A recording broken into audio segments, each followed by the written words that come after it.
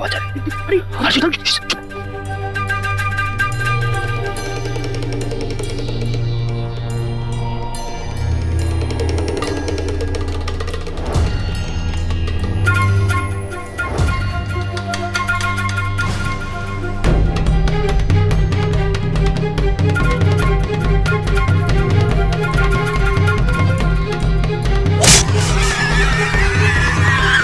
लगा क्या रे? लगा।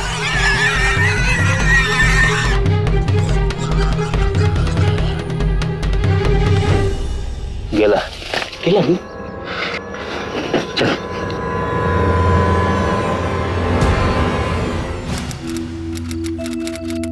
गरम रोटी द्या मला। दे रे हो बाबा लो। अरे मस्त मटन। हाँ तू बैठ खा।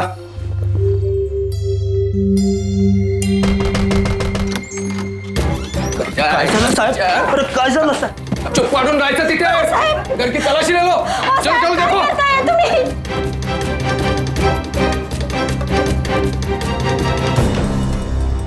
काय झालं साहेब? काय झालं ते सांगतो तुला। पुलिस के काम में दखल नहीं देने का। कामली काय सापडलं का? हाँ सर मिल गया। ये देखिए, इस हथियार को धोने के बाद भी इसमें खून के निशान हैं। ठीक है ताब्यात घे। चला चला घेऊन चला घेऊन चला। या याला उचलून घ्या। चला चला। ये भी मिला है। अरे साहब सोने का चेन।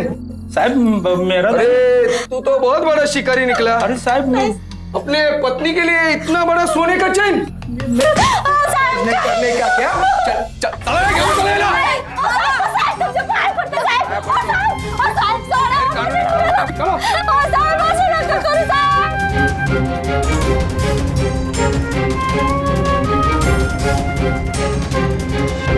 अहमदनगर के चित्रपुर जिले के पास एक छोटे से गांव में रहने वाला गरीब किसान तुकाराम आमरे अपनी थोड़ी सी जमीन पर छोटी मोटी खेती करके अपने परिवार का पालन पोषण कर रहा था। और जो कमी खेती से पूरी नहीं होती थी उसके लिए तुकाराम पास के जंगल से जंगली सुअर जैसे जानवरों का शिकार किया करता था। लेकिन एक दिन अचानक पुलिस उसके घर आ पहुंची और उसे गिरफ्तार कर लिया। क्या सिर्फ इसलिए कि वो एक शिकारी था या फिर तुकाराम ने कोई और अपराध भी किया था? तो साहेब मैं कुछ नहीं किया साहेब। साहेब मैं आता कथित शिकार नहीं करना साहेब। मैं किसी जानवर को अभी कभी नहीं मारेगा साहेब। चाहेला तुझे क्या लगता है कि हमने तुझे तू शिकार करता है इस वास्ते पकड़ा है क्या? तू साहेब जरा दिखा। हाँ चल बता, ये सोने का चैन तेरे पास कहां से आया? साहब ये बाला का है साहब। वो मेरे से पैसा उधार लिया था। जब भी मैं उससे पैसा लेने को गया तो पैसा देने से मना कर दिया। जबरदस्ती मेरे को दिया साहब। जबरदस्ती? हाँ सर। कांबळे ये अपन पुलिस वालों को येड़ा समझ रहा है। जबरदस्ती दिया? अबे साले, जो आदमी तेरे को तेरा पैसा वापिस नहीं देने वाला था वो तुझे सोने का चैन काय को देगा? बोलना काय को देगा? सीधे सीधे बता, बाला कहाँ है? मेरे को नहीं मालूम, मेरे को कुछ भी नहीं मालूम। अरे लेकिन बाला के परिवार वालों का कहना है कि वो आखिरी बार कल रात तेरे से मिलने अपने घर से निकला था और ये भी कि तूने उसे जान से मारने की धमकी दी थी। बोल दिया था कि नहीं? मैं उसको अब उन लोगों ने तेरे खिलाफ बाला को गायब करने की एफआईआर लिखवाई है। मैंने नहीं कहा। तेरी तो मैं ये ऐसे नहीं बोलेगा कामले। एक काम करो, एक सर्च पार्टी तैयार करो और इस साले ने पिछले हफ्ते जहां जहां शिकार किया है ना वो हर जगह मुझे देखनी है। सच बता। तब जाके पता चलेगा कि सच क्या है और झूठ क्या है। सच बताएगा। तुकाराम आता तू गेला। चला।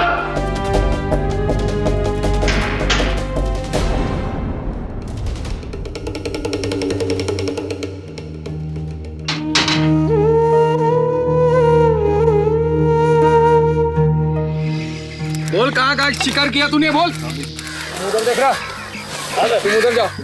तू रुक रे। कमरे पीछे बगा। कुछ मिला क्या? नहीं साहब। नौसर,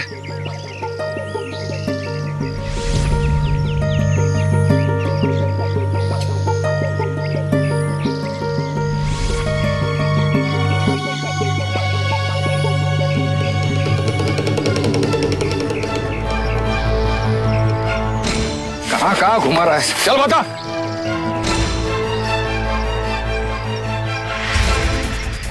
सर, ये देखिए,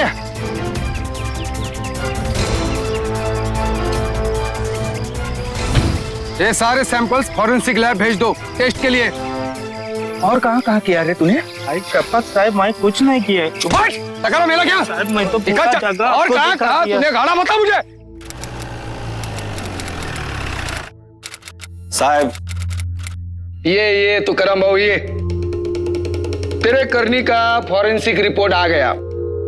हमने जो खून के धब्बे, हड्डियों के सैंपल भेजे थे ना, उनका रिपोर्ट आ गया। वो सारे के सारे जंगली जानवर के हैं, सिर्फ एक को छोड़कर। वो किसी आदमी के हैं। क्या बोल रहे साहब, मेरे को समझ रहा नहीं है। अबे साले, तूने एक आदमी को मारा है, वो भी उसी दिन मारा जिस दिन बाला गायब हुआ था। मैं बाला को नहीं मारा, अपने छोकरे की कसम खा के बोलता है। छोकरे की झूठी कसम खाता है? झूठी कसम। तेरे कहने का मतलब ये है कि ये रिपोर्ट झूठे? अरे ये तेरे खिलाफ पक्के सबूत है कि तूने ही अपने पैसे ना मिलने पर जानबूझकर बाला को मारा है और उसकी सोने की चैन चुराई और उसके छोटे छोटे टुकड़े करके यहाँ वहां जंगल में गाड़ दिया। मैं नहीं मारा बाला को साहब, सच्ची बोलता है साहब। चुपचाप अपने असली बयान के ऊपर अंगूठा लगाने का।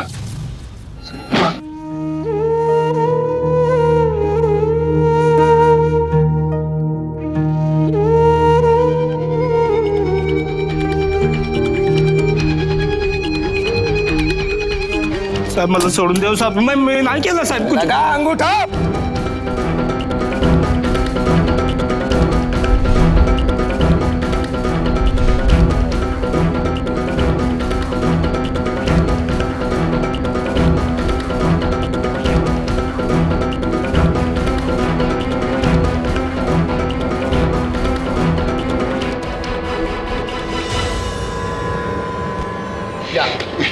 लेके जा इसको। चल चल। जज साहब, ये फॉरेंसिक रिपोर्ट की कॉपी है और पुलिस इन्वेस्टिगेशन की रिपोर्ट, और ये मुजरिम के पास मौजूद हथियारों की लिस्ट है, जिसमें से एक पर लगे ब्लड का सैंपल मृतक बाला पाटिल के ब्लड के सैंपल से मैच करता है और खुद मुजरिम का इकबाल जुर्म।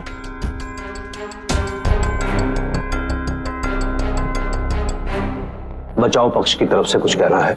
नहीं जज साहब, इस केस में कोई जान नहीं है, सारे सबूत मेरे क्लाइंट के खिलाफ है। आप फैसला सुना दीजिए। तमाम सबूतों पर गौर करने के बाद ये अदालत तुकाराम आमरे को बाला पाटिल का कातिल मानते हुए 20 साल की सख्त सजा सुनाती है।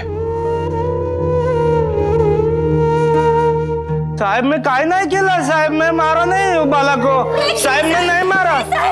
मेरा बात पे विश्वास करो साहब। अदालत के कटघरे में खड़ा तुकाराम चिल्लाता रहा कि उसने बाला का खून नहीं किया है, वो निर्दोष है। लेकिन किसी को भी उसकी बात पर यकीन नहीं था। किसी ने उसे अपनी बात कहने का मौका ही नहीं दिया और इसीलिए बाला पाटिल के घर वालों द्वारा दर्ज करवाई गई एफआईआर और पुलिस को मिले सबूतों के आधार पर अदालत ने भी तुकाराम आमरे को बाला पाटिल के कत्ल का दोषी पाया। लेकिन क्या वाकई तुकाराम कातिल था? क्या उसने सच में बाला का खून किया था या इस केस की असलियत कुछ और थी?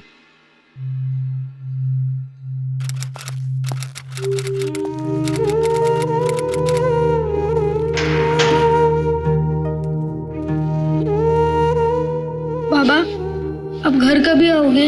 आएगा मेरा बच्चा, मैं आएगा।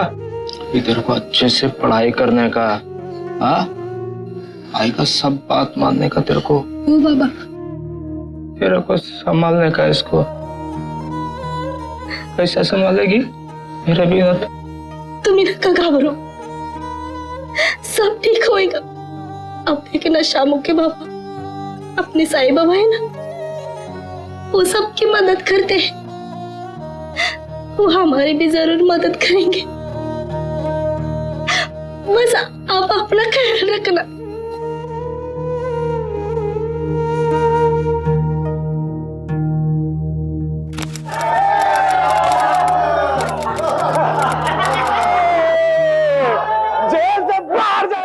बहुत हो गया तुम लोग का मस्ती। चलो अपने अपने सेल में, बहुत हो गई मस्ती। अरे जेलर साहब मुंह मीठा करो ना, अगले हफ्ते अपना कदम इधर से आउट।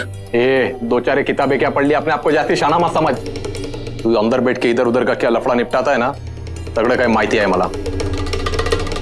इस बार तो 2 साल के लिए अंदर आया है, ऐसी धाराएं लगाऊंगा ना 20 साल के लिए अंदर सड़ता रहेगा,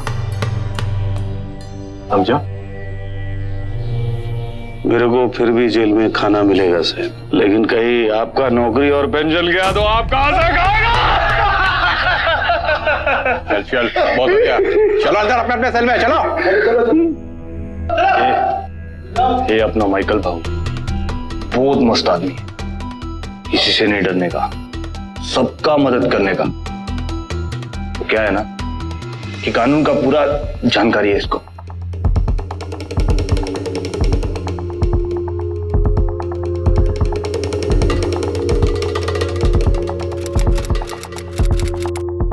धारा 427 का मतलब बताओ। 427 बोले तो अरे बोल ना। बोले तो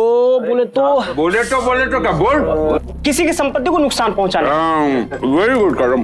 दाढ़ी तेरे पे कौन सा धारा लगा? अरे भाई 307। इसका मतलब?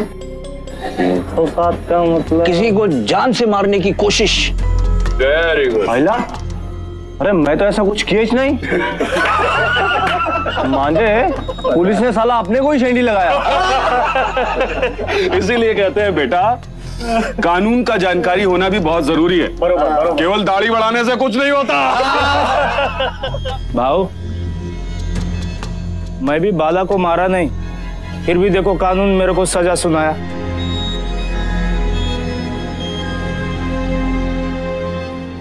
आज का क्लास ओवर।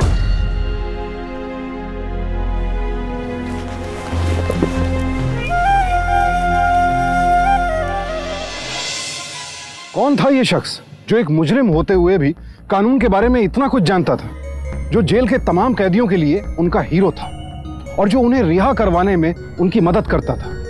क्या ये शख्स कोई पढ़ा लिखा वकील था या मामूली सा चोर उचक्का? और क्या वो वाकई तुकाराम की भी मदद कर सकता था? लेकिन तुकाराम के पास इन सब सवालों के बारे में सोचने का वक्त नहीं था।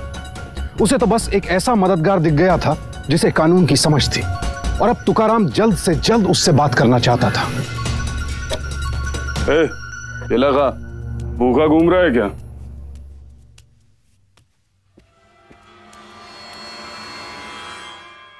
माइकल, माइकल,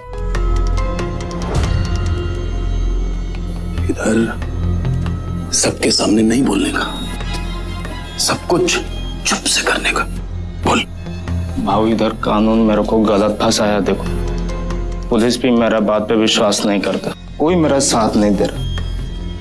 भाऊ मेरे को मदद,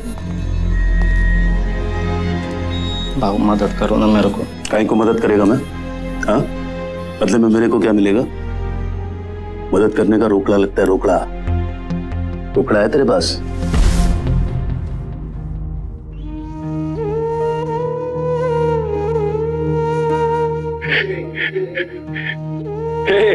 रुक रे रुक।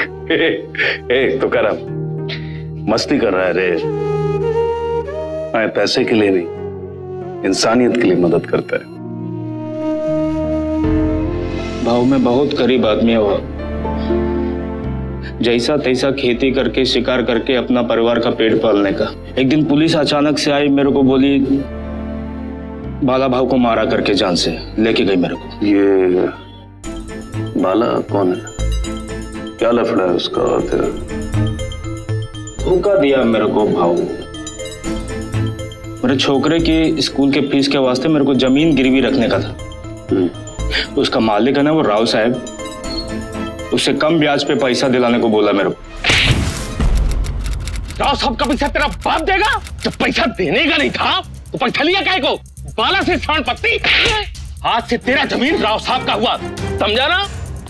आस्ती आवाज किया ना, तेरा जमीन भी जाएगा और तू भी। चल निकल इधर से, चल। अरे तू कब आए रे? आजा आजा, चल आ। अरे ये सब आदमी अपन लोग का है, रानी का नहीं ना। राव साहब से बात हो गया है, मेरा काम एकदम लड़की। तू इधर ही शुरू, मैं राव साहब को लेके आता हूँ, ठीक?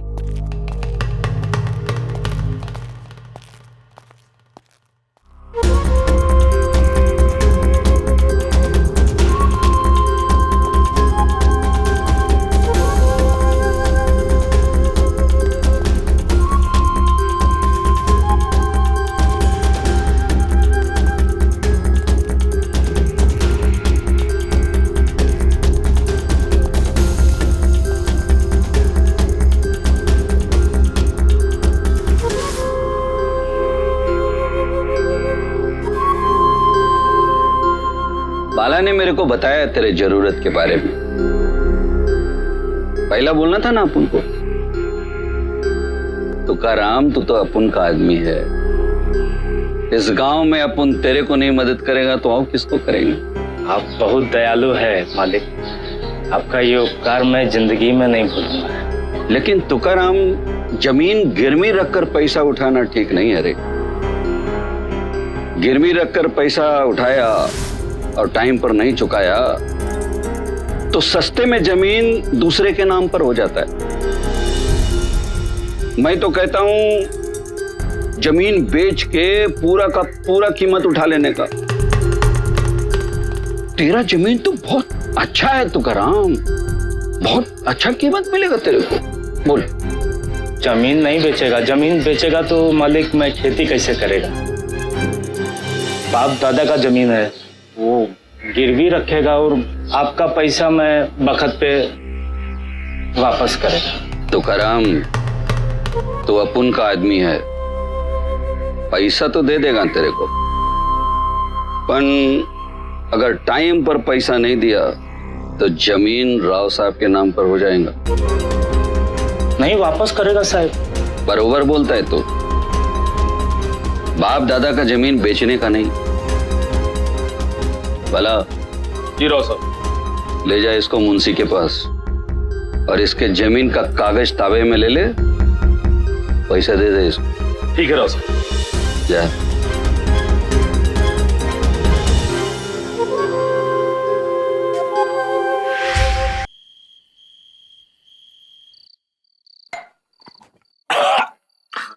आज का पूरा दारू मेरी तरफ से। क्या भांगा ना जल्दी। बाला भाई मेरा बहुत बड़ा मदद किए।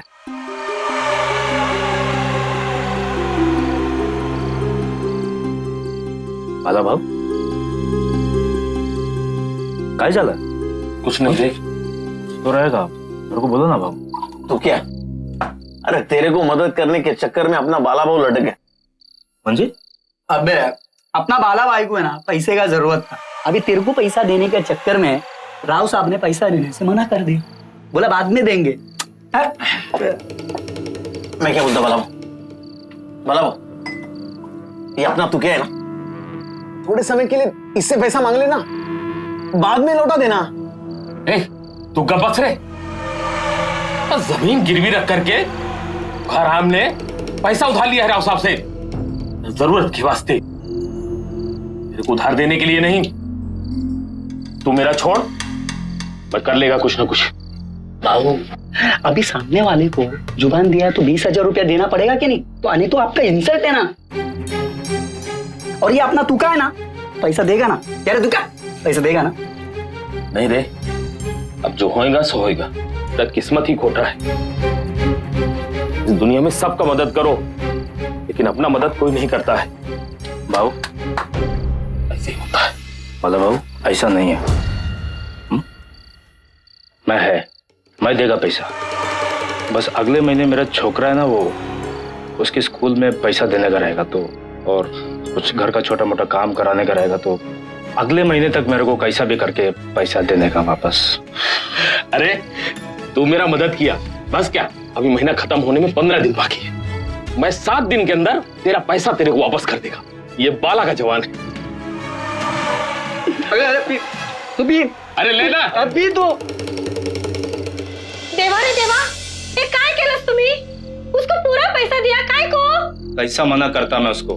बाला साहब के कारण मेरे को पैसा दिया वो। कोई उपकार नहीं किया तुम पर उसने। अपनी जमीन गिरवी रखकर राव साहब से पैसा उधार लिया आपने। समझती काय को नहीं? हाँ, बाला साहब मेरे को पैसा दिलाए राव साहब से। अभी उसको मेरा मदद का जरूरत है तो मैं उसको मदद नहीं करेगा तो कैसा लगता था उसको? बोल मेरे को तू।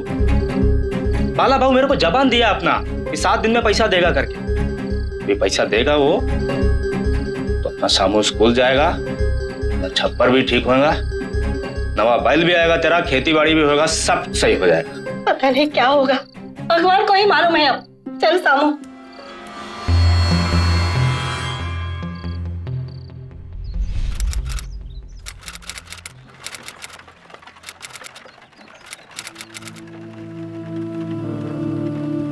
कैसा है तुकाराम? चल निकले बसा। ए लवकर चाय पिलाने का तुकाराम को, अपना भाई है। क्या रे भाऊ मेरा पैसा? तेरे को मालूम है रे, तेरा पैसा देने का है, अगले 3-4 दिन में देता है ना। 3-4 दिन? भाऊ ऐसा नहीं बोलो, मेरे को पैसे का कितना जरूरत है आपको मालूम नहीं। मेरे पे भरोसा नहीं तेरे को? तेरा पैसा खा नहीं जाएगा मैं। वो वैसा बात नहीं है। अभी देखो मेरे को पैसे का बहुत जरूरत है, घर का काम निपटाने का है मेरे को। अगले महीने से राव साहब का पैसा देने का मेरे को, उनके ब्याज का। अभी नहीं होगा मेरे पास पैसा तो मैं कैसा करेंगे आप? देख मेरा 3-4 दिन में पैसा वापस आने वाला है, ताबड़तोड़ तेरे को तेरा पैसा वापस करेगा। 3-4? टेंशन जास्ती न को। चल ए चाय दे रे, चल चाय पी। ए क्या हुआ रे उसका? तुकाराम ने कई बार बाला से अपने पैसे वापस मांगने की कोशिश की, उसके सामने हाथ जोड़े, मिन्नतें की, लेकिन बाला ने उसे हर बार किसी ना किसी तरीके से टाल दी।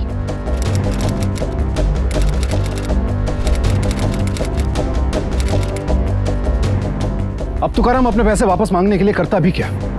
उसके पास तो इस बात का कोई सबूत भी नहीं था कि उसने बाला को उधार दिया है।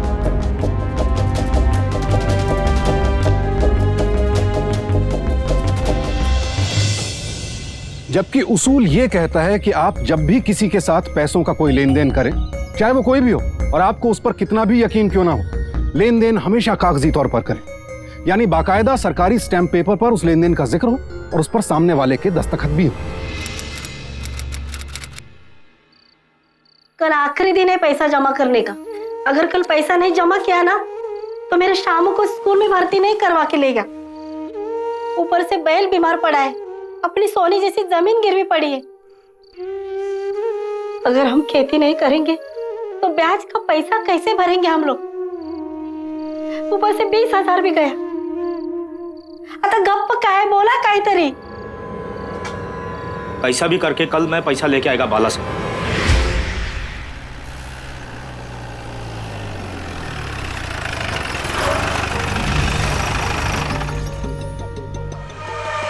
पागल हो गया क्या तू? गाड़ी के सामने आके मरना है तेरे को? भाऊ मेरे को पैसा मांगता है मेरा बस, मेरे घर पे बहुत तकलीफ हो गया अभी। देख तेरे से थोड़ा सा पैसा क्या ले लिया, तू तो हाथ धो के पीछे पड़ गया। बोला ना तेरा पैसा देगा मैं तेरे को। अरे कभी देगा भाऊ, इतना दिन हो गया अभी। तेरे को पैसे की जरूरत है ना? है? पैसा नहीं है मेरे पास। पैसा नहीं है। चल अब क्या करेगा तू?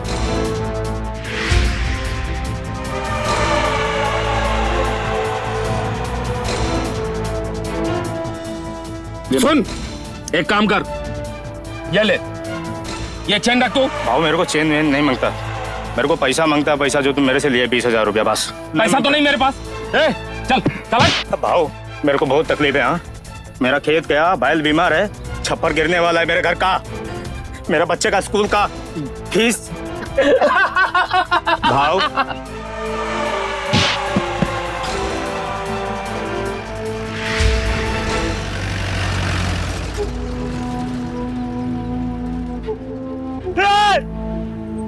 मेरा धोखा देना बोला तू, छोड़ेगा नहीं मैं तेरे को, मार देगा, जान से मार देगा तेरे को मैं।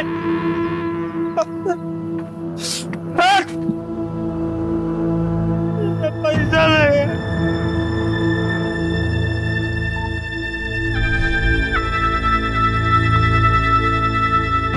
पर ये तो नकली है भाई, इसका तो 500 भी नहीं मिलेगा।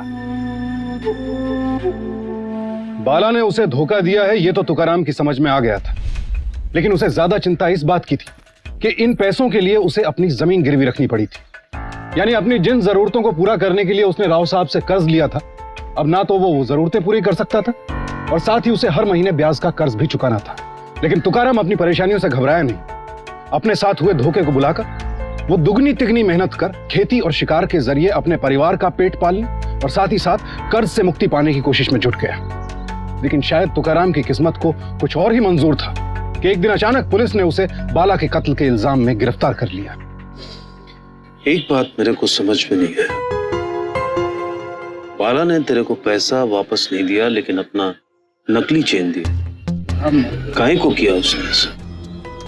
ऐसा धोखा देगा मेरे को मैं कभी जिंदगी में सोचा भी नहीं था। तेरा स्टोरी के हिसाब से तेरे पे झूठा इल्जाम लगाया गया है। हाँ, वो दिन लफड़ा हुआ उसके बाद तो मैं उसको देखा इसने। किसी और ने बाला को मार के तेरे को काहे को फंसाया? ऐसा कौन हो सकता है? क्या मालूम। मेरा मतलब है कि गांव में तेरा किसी से दुश्मनी हुई? सब कोई दुश्मनी नहीं है, मैं आज तक किसी का कभी बुरा नहीं किया। जानवरों का बहुत बुरा किया है, उनका शिकार किया। देख, अभी तेरे केस को रीओपन करवाना पड़ेगा। उसके लिए कोई ऐसा बात, कोई ऐसा सबूत चाहिए जिससे मैं इस केस को रीओपन करने का अर्जी दे सके। ये सब लफड़ा भूल के मैं मेहनत का काम करता था।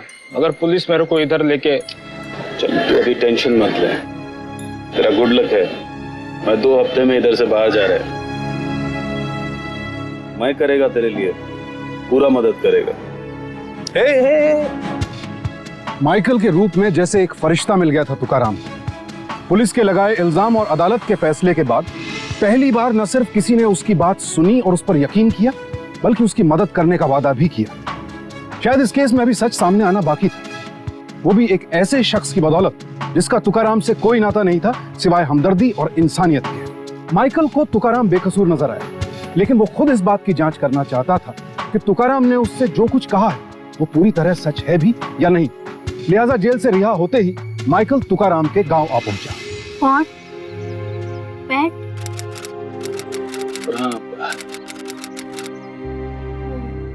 ये पैसे रखने का तुकाराम ने भेजा है आपके पास। घबराने का नहीं, मैं कोशिश करेगा अपना तरफ से तुकाराम को इंसाफ दिलाने का। यहाँ के लोग, पुलिस, यहाँ तक कानून में मेरे आदमी को कुछ नहीं समझते हैं साहब। तो आप उसकी मदद कैसे करोगे? ये पुलिस और कानून से मैं डेली खेलता है, बाकी रह गया इधर का लोग। तो मैं सबसे बात करेगा, कुछ ना कुछ पता चलेगा। आप कितनी भी कोशिश कर लो साहब, लेकिन यहाँ का कोई भी आदमी आपको मदद नहीं करेगा। फिर भी मैं कोशिश करेगा। तुकाराम का वो दोस्त है जो उसके साथ रोज शिकार पे जाता था। साहब, जब बाला भाव गायब हुआ था ना, तो अपन तुकाराम के साथ ही था। हम दोनों मिलकर के शिकार किया साहब, और जानवर का खाल निकाला, फिर मांस काटकर अपने अपने घर आए साहब। तुकाराम का घर मेरे घर से पहले है साहब। मेरे सामने तुकाराम अपने घर गया और फिर कुछ देर बाद पुलिस आई और तुकाराम को पकड़ कर ले गई। ये बात पहले कहीं को नहीं बताया किसी को? मुझे पुलिस से बहुत डर लगता है साहब। अभी मेरा कहने से बयान देगा अदालत में? अपना दोस्त के वास्ते। अपने को उधर कौन सच मानेगा साहब? तुकाराम की औरत भी यही बोली, फिर भी आया मैं तेरे पास। तुकाराम से मेरा कोई संबंध नहीं है, कुछ लगता नहीं है मेरा वो, लेकिन तेरा तो खास दोस्त है। तेरे को नहीं लगता कि उसके साथ इंसाफ होना चाहिए, उसको न्याय मिलना चाहिए? तेरा एक बयान से मैं इस केस को रीओपन करवा सकता है। जेल से छूट जाएगा तुकाराम, और डरने का नहीं, तेरे को अदालत भी नहीं आना पड़ेगा। बस अपना बयान एक कागज पे लिख के देना होगा मेरे को। तू इतना तो कर सकता है ना अपना दोस्त के वास्ते? कर सकता है साहब, अपन बयान देगा साहब। बाला के बारे में जानता है क्या कुछ? कौन बाला? अरे वही साहब जिसके कत्ल के इल्जाम में शिकारी तुकाराम आमरे को सजा हुआ 20 साल का 2 महीना पहले। 2 महीने पहले? हाँ, याद आया, तुकाराम आमरे। लेकिन वो तो केस क्लोज हो गया, अभी वो जेल में सड़ रहा है। और केस क्लोज मतलब फाइल बंद? साहब आप बराबर सुना नहीं, मैं तुकाराम का फाइल का बात नहीं कर रहा, बाला का फाइल मांग रहा हूं। उसके नाम पे तो बहुत सारा फाइल होगा इधर, सुना अच्छा खासा गुंडा था इधर का। ये देखो, बाला के खिलाफ हमारे पास एक भी फाइल नहीं है। और तू है कौन रे मुझसे फाइल मांगने वाला? ज्यादा होशियारी नहीं करने का, नहीं तो सीधा अंदर डाल दूंगा। बस क्या साहब, पिछले 14 साल में 8 बार जेल जा चुका मैं, 8 टाइम्स। चलो जाने दो। आपका नया बंगला कैसा बन रहा है? सुना बड़ा शानदार बन रहा है, मार्बल फ्लोरिंग। जिसका नौकरी करके आपका तो तरक्की हो गया साहब। अभी ऐसा में एक छोटा मोटा गुंडा का फाइल दबाने से आपको क्या मिलेगा बोलो?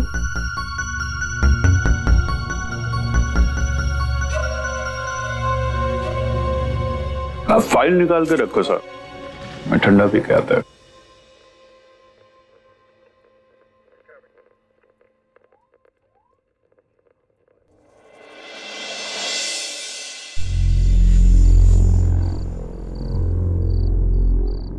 माइकल,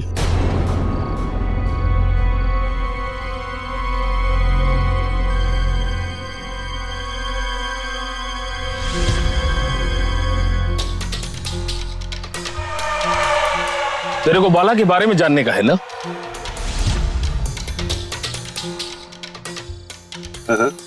इसलिए आए हैं हम लोग आज।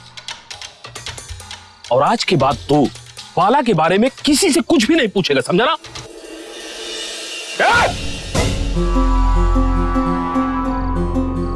काट डालेगा मैं सबको। चल निकल।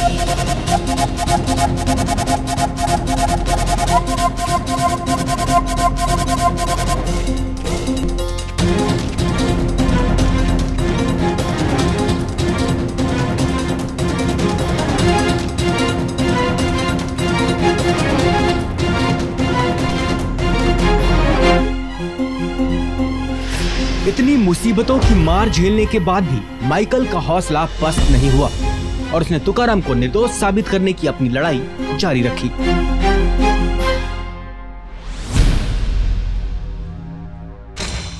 बाला,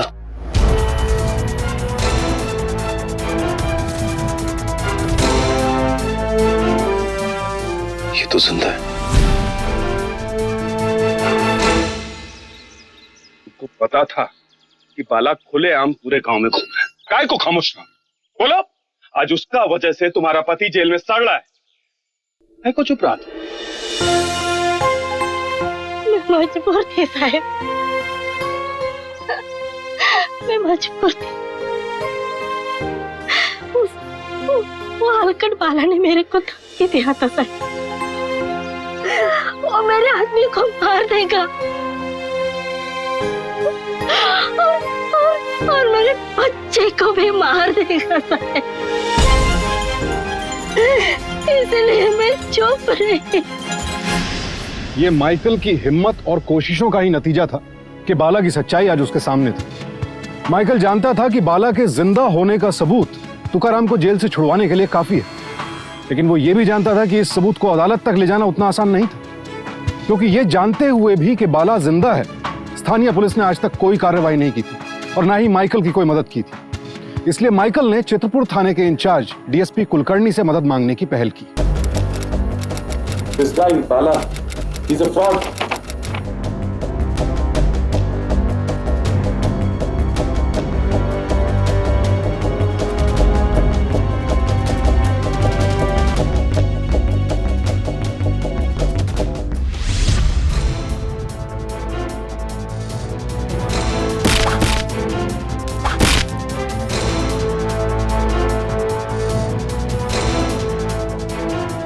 डोंट वरी, आज के बाद इस केस को मैं हैंडल करूंगा।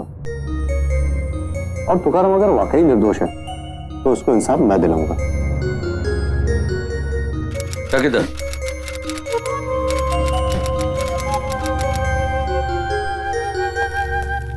राव साहब, डीएसपी। पलटी रे। बाला कहाँ है? क्या बात कर रहे हो डीएसपी साहब? बाला को मर के तो 2 महीना हो गए या हो गया? हाँ सर। पर इनका मानना है कि बाला जिंदा है और उसने जान से मारने की कोशिश भी की है। इसने बाला के भूत को देख लिया होगा साहब। बाला के मरने के बाद आज तक किसी ने गांव में उसे देखा नहीं।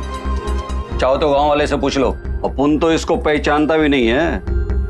अगर तुम सच बोल रहे हो तब तो ठीक है, लेकिन अगर बाला जिंदा मिला तो तुम्हारी भी खैर नहीं।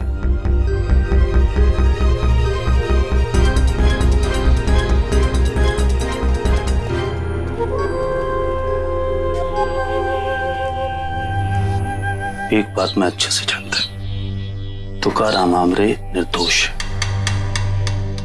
बस असली मुजरिम के पकड़े जाने का देर है।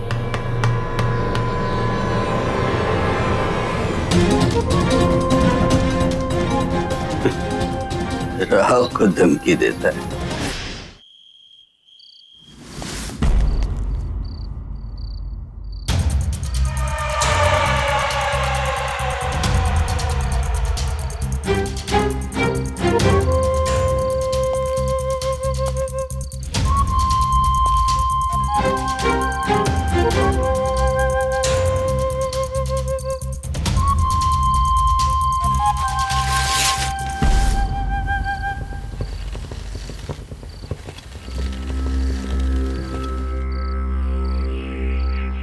गड़ा मुर्दा उखाड़ने से अच्छा भला आदमी मुर्दा बन जाता है। फिर तू क्या, तेरा डीएसपी क्या, इधर का कोई भी पुलिस वाला अपन को कुछ नहीं बिगाड़ सकता।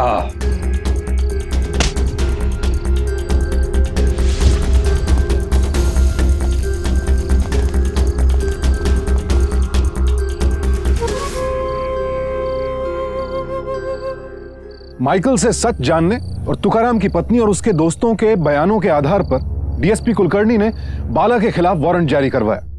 लेकिन बाला के जीवित होने का कोई पुख्ता सबूत न मिलने की वजह से उन्हें कुछ समय के लिए अपनी कार्रवाई को बंद करना पड़ा। लेकिन माइकल ने हार नहीं मानी। उसने तुकाराम को इंसाफ दिलवाने की अपनी लड़ाई जारी रखी। यहां तक कि वो राव साहब, बाला और इंस्पेक्टर साटम की धमकियों से भी नहीं डरा। और अब वो कुछ ऐसा करने जा रहा था जिससे अदालत को भी इस केस में दोबारा कानूनी कार्रवाई करने के लिए बाध्य किया जा सके। देखिए, आपका ये काम मैं ऑफिशियली नहीं कर सकता। तो अनऑफिशियली कर दे। लोग गलत काम करने के लिए कानून तोड़ते, हम कानून की मदद करने के लिए कानून तोड़ ले। बाकी मैं है ना संभालने के लिए। चलिए ठीक है।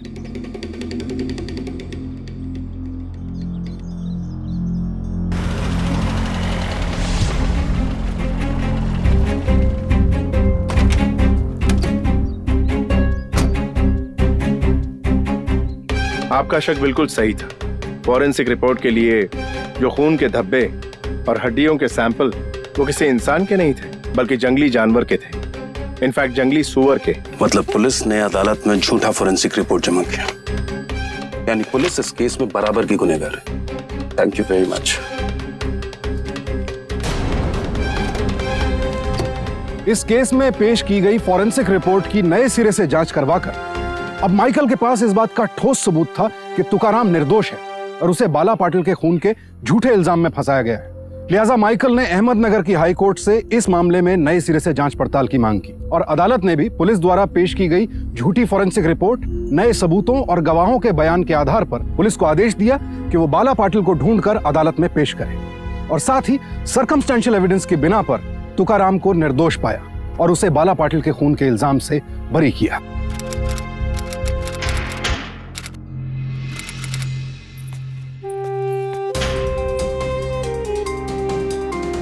और इस केस में दोबारा शुरू हुई छानबीन के खत्म होने तक इंस्पेक्टर साटम को अदालत ने उनकी ड्यूटी से निलंबित कर दिया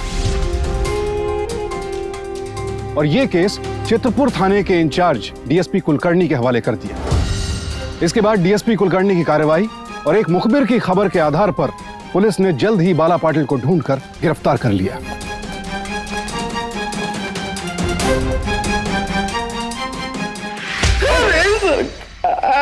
कौन सच क्या है? सच सच बता दे। जब तक सच नहीं बोलेगा तेरी एक एक उंगली तोड़ता रहूंगा। बताता हूँ। ये सब काम मैंने अपने राव साहब के कहने पे किया सरकार। बाला, ये हाईवे से लग के जमीन किसका है रे? अपने तुकाराम का साहब जी। तुकाराम का? और उसके आजू बाजू का जमीन अपन का? अगर ये तुकाराम का जमीन अपन के जमीन में मिल जाए तो सोच बाला, अपन के जमीन की कितनी कीमत बढ़ जाएगी। बाला, ये तुकाराम की जमीन अपन को पाइजे। पर साहब जी, तुकाराम अपनी जमीन नहीं बेचेगा। तो ये जमीन अपन को हड़प करना पड़ेगा बाला। पर वो कैसे साहब जी? तेरे खून के इल्जाम में। तू घबरा मत, तेरे को कुछ नहीं होएगा। अपन जैसा बोलता है ना वैसा ही करता जा बस। साहब जी, मैंने राव साहब के कहने पर पहले तो तुकाराम की जमीन गिरवी रखवाई और फिर उससे रुपए उधार लेकर मैंने उसके साथ लफड़ा भी किया।